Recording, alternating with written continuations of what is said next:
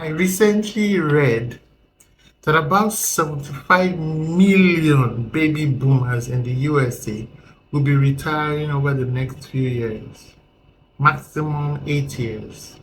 Guess what will happen? A number of things, but two came to my mind. They will be handing over their businesses to a new generation of business owners, so they'll be selling. And secondly, they will be retiring from corporate jobs, so it creates vacancies down the line. Now, as entrepreneurs, let's look at that first one. They will be selling their businesses. Who is going to buy those businesses? It's you and I. And that's in the US with 75 million baby boomers. Let's look here homewards. A lot of business owners do not have a successful succession plan in place.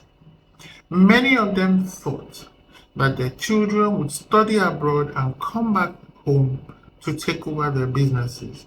It's not happening. For majority of them, no way.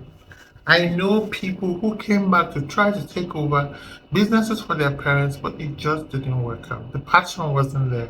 They didn't see it, they didn't feel it, and they returned abroad. Are you going to position yourself to buy into some of these businesses, one or two? And they're running, they're operating already. So are you open to such a model where you actually begin to map out who are the baby boomers in your industry or in your country? And what can I begin to do to position myself to be able to pick from the creme de la creme of businesses that I would be able to negotiate to buy? You'll be surprised, you'll be amazed at the numbers of businesses that are waiting for someone clear, diligent, efficient, and effective to come to take over. And you can strike a deal. So now is the time for you to begin to speak with a lawyer and understand purchasing of businesses and the intricacies in your country. You must, of course, begin to understand there are liabilities with every existing business, same way that there are some benefits. You then understand them and weigh them and say, is this worth my while? Or do I start and build one from scratch? There are millions of baby boomers in Africa who own businesses that are ready to sell. Will you position yourself in your own sector? Some have farms and they want to sell their farms. Some have clinics and they would like to sell their clinics. A friend of mine recently came up with some brilliant idea. I quickly tagged along. He's revamping 100 clinics across his country.